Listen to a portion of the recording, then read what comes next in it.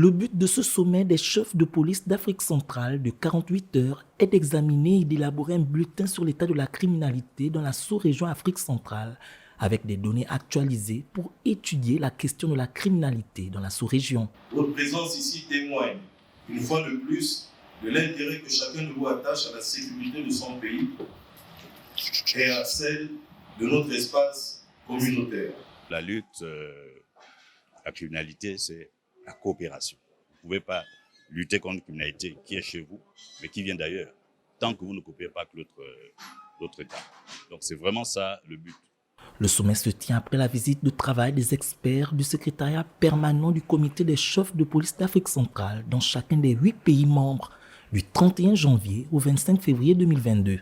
L'objectif étant d'identifier les menaces sécuritaires en émergence. Nous nous félicitons par conséquent de la tenue de cette réunion qui procède d'une démarche communautaire visant des objectifs bien précis parmi lesquels identifier les principales formes de criminalité organisée en Afrique centrale et évaluer leur impact sur le développement socio-économique de la région. Produire des analyses fondées sur des données courantes pour permettre d'élaborer des stratégies efficaces et des interventions mieux adaptées aux différentes menaces.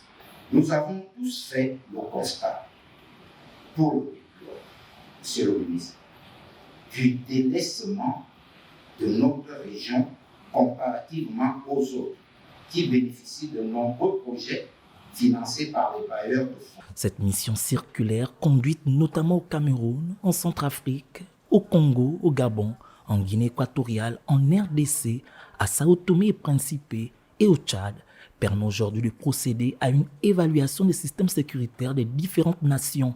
Au terme de ces assises, un meilleur suivi de la lutte contre la criminalité serait élaboré par la mise en place des recommandations fortes et pérennes.